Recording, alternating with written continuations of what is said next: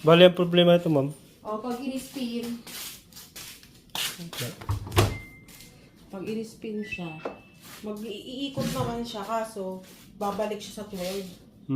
Pagdating sa 12, babalik siya sa 14. Pero nag-rinse po siya. Ha? Nag-rinse. Ano, hindi siya gano'n nagre-rinse kasi ano nga siya, nag-stop. Paulit-ulit lang siyang gano'n. Asan po ba yun? Hindi ko alam kung yung nagre-rinse. Bukas po yung tubig. Oo, bukas. Ay. Ayan. Paano naman siya?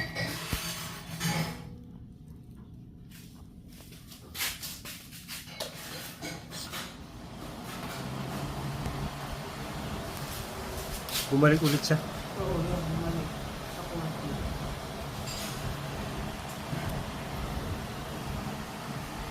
Hindi ko alam kung nag-aano yung tubig niya. Ay, kung nagre-rinse siya. Pero wala namang error, ma'am. Oo, wala naman siya yun. 13. Ayan. Inikot siya ulit. Stop. Yung minsan nag-12, minsan nga nag-11 pa siya eh. Tapos babalik na naman siya sa 14.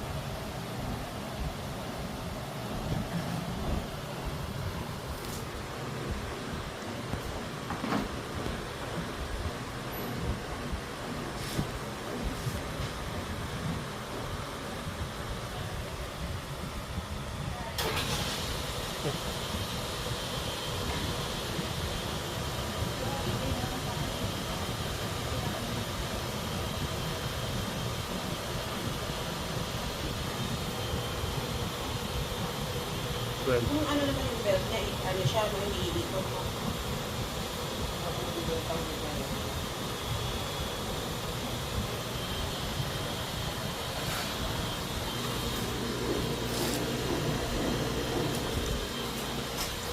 Ayun, okay na ulit siya. 14 ulit. So, yun guys, ang problema nito ay motor. Papalitan na ng motor. Then, ipapa-deep cleaning na rin ng may-ari. Para isang, ano na, yan, napakadumi ng ano nila. Ang drum. Ito. Ayan.